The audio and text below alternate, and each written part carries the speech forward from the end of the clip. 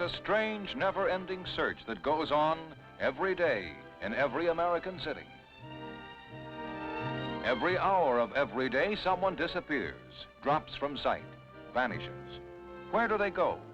What happens to them? Special police units like the New York Missing Persons Bureau work night and day to find the answers. Here, a daily stream of supplicants come to tell their stories of husbands, sons, daughters who are missing. The reports flood in at the rate of 1,000 a month, 12,000 a year.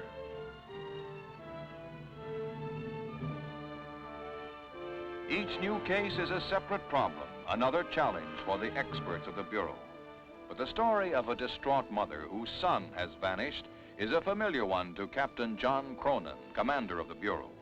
What to her is a unique and disturbing tragedy falls into a well-established pattern for Captain Cronin. He knows that the majority of missing persons are juveniles, and he knows that all the whys and wherefores of their disappearance have been carefully analyzed and exactly charted. He can tell you when your child is most likely to run away, in May and September. 15 is the peak age for juvenile disappearances, and he knows in advance why youngsters vanish.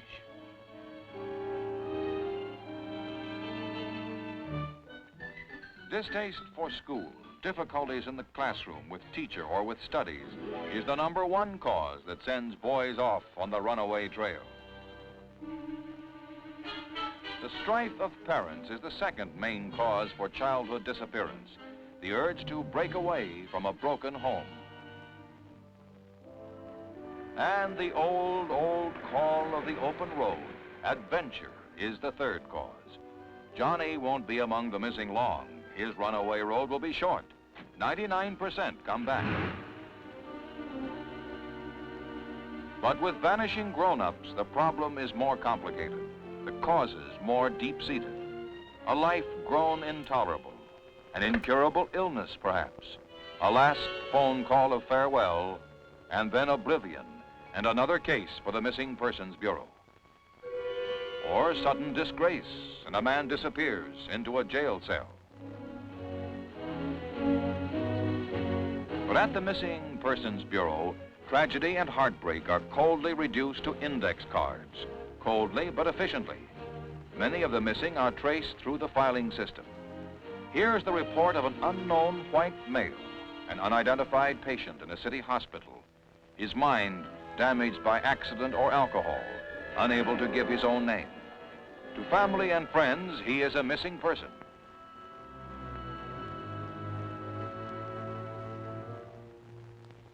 But the cards reunite him with his identity. One card describes a missing John Smith. The description matches that of the unknown hospital patient. So Mr. Smith is no longer missing. Abandoned wives, the lure of the other woman, account for thousands of missing every year. Missing husbands. But abandonment is a crime, and the Missing Persons Bureau does not chase criminals.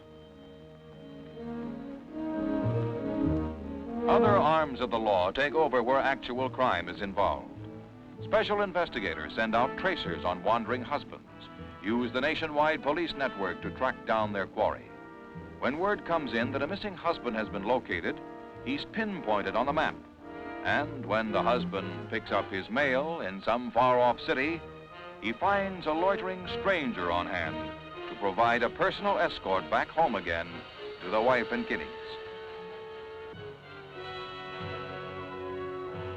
Today, the records show that more than 98% of all disappearances are solved. To vanish and stay vanished is almost impossible. Almost, but not quite. For there are cases which never have been solved, legends in the lore of the missing. Dorothy Arnold, for instance. One day in 1910, she stepped out of a Fifth Avenue shop and vanished utterly. Whether she is alive or dead, nobody knows. Or William Ferry. One afternoon in 1935, he visited his wife's grave. He left the cemetery, never to be seen again. And most baffling of all, Joseph Force Crater, Justice of the State Supreme Court. No trace of the vanished judge has ever been found. There is another class of the missing, the nameless drifters of the shadowy streets. Ignored by society in life, they become enigmas in death, nameless, homeless, friendless.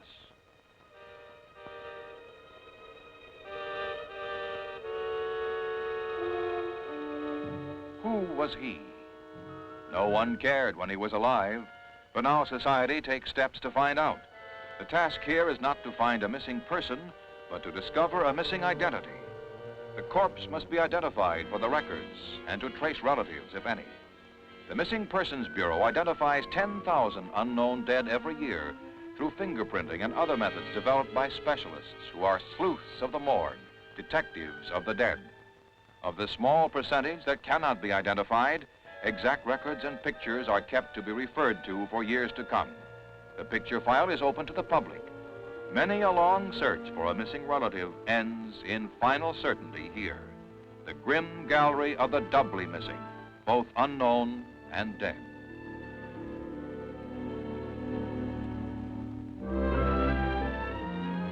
In any large city, the tale of the missing is told in many ways, and suicide is one of them. Not a day passes that someone doesn't disappear finally and irrevocably, cutting himself off not only from family and friends, but from life itself.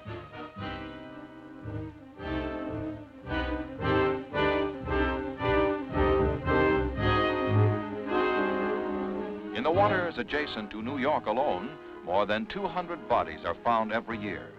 Special crews of the harbor police are assigned to the gruesome business of grappling in the depths for missing corpses. And every suicide is of interest to the Missing Persons Bureau. It may close out a case in the files.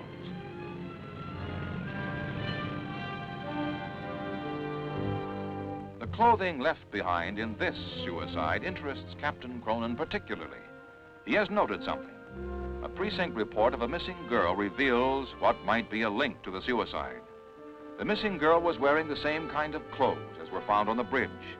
Did the missing girl commit suicide?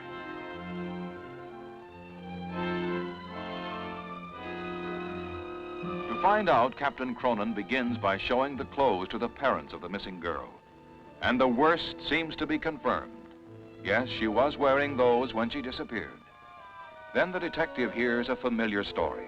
Poor marks in high school, stern parental punishment, bitter quarrels, a home life that became intolerable to the girl. Motive enough for running away, perhaps, but suicide. The detective wonders if Edith Martins, age 16, was the type to do away with herself.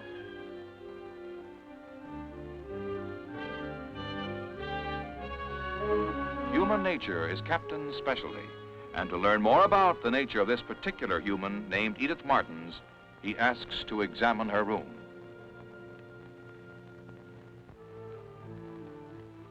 He's particularly interested in the girl's clothes closet. Has anything been removed? Yes, the mother confirms his suspicion. Edith's best suit and dress are gone. People who intend to kill themselves do not take extra clothing with them. And how about the girl's personal trinkets, her prized possessions? Again, the detective's hunch is confirmed. She took them along, too.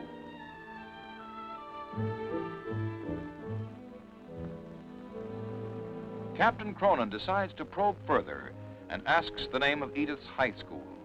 Sometimes there are more clues to a child's character at school than at home, and often a school teacher knows more about a child than the parents. The detective learns that the girl's school record was bad, and she was flighty and unstable. Her locker is examined for possible leads. In this private domain, there may be some hint as to what happened to Edith Martins. And he finds something, a book on how to be a model. Neither teacher nor parent suspected such leanings in plain Edith Martins, but the evidence is there.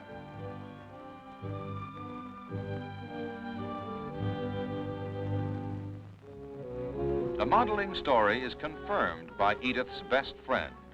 Sure, Edith came here to practice being a glamour girl, kept a secret makeup kit so her parents wouldn't know. A few more questions, and Captain Cronin makes up his mind. The suicide was a hoax.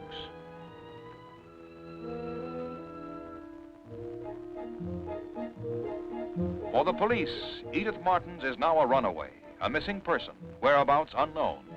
The drowning was a fake to throw off pursuit.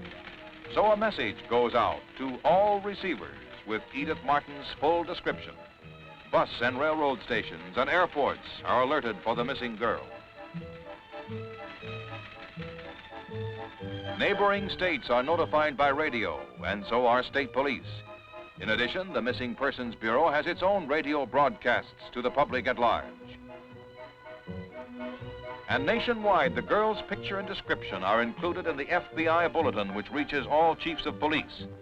The Missing Persons Network makes Edith Martins famous in a way she never planned. But the search concentrates on New York's extensive model industry, which annually lures thousands of girls with beauty for sale. Missing persons always gravitate to areas where their principal interests lie. So Captain Cronin begins a patient canvass of the scores of model schools and agencies where Edith Martins may have applied. Every aspiring model leaves a glamour photo of herself with an agency to attract clients. Captain Cronin hopes to trace Edith Martin through such a photo, even though she will have changed her name, hairdo, and general appearance.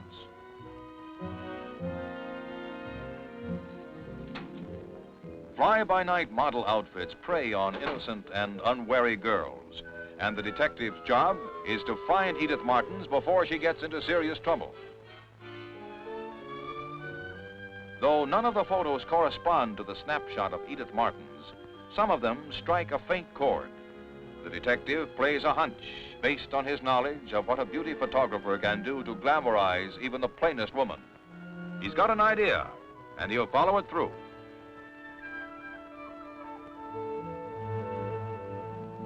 A police artist is consulted, and Captain Cronin explains his scheme. If a photographer can beautify a woman beyond recognition, perhaps an artist can reverse the process by removing the disguise of glamour to reveal the original underneath. Sometimes beauty is only lens deep.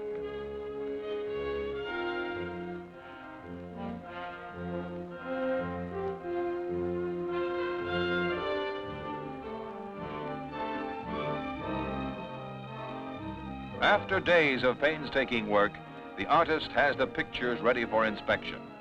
At first, the comparison with Edith Martin's snapshot seems fruitless. That's not her, and neither is that. But the third one is the payoff. Skillful retouching has converted the glamour face into its frowsy original. The name on the back is a phony, but the address should be accurate. And it's not an attractive neighborhood that the address leads the detective to. If this is where Edith Martin's aspiring model is living, she cannot be getting many calls for her services to pose as a cover girl and advertising siren. Yes, Edith Martins, if she is here, has come a long way from the home and security she was so eager to flee. She's behind in her rent and hasn't been out of her room for days.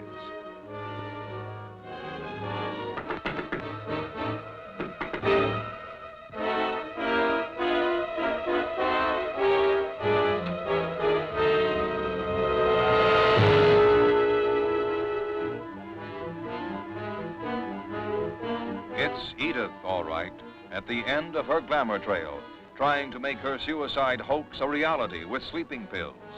Broke, discouraged, ashamed to go home. A hurry call for an ambulance, and Captain Cronin's work is almost done. And Edith Martins is no longer among the missing. As with thousands of others who have tried running out on their daily routine, the chances are that once back home, she will stay there, having found that far pastures look greener only from a distance. But if it was all near tragedy for the Martins family, it was just routine for the Missing Persons Bureau. Case closed is not a sparkling phrase, but it writes a happy ending.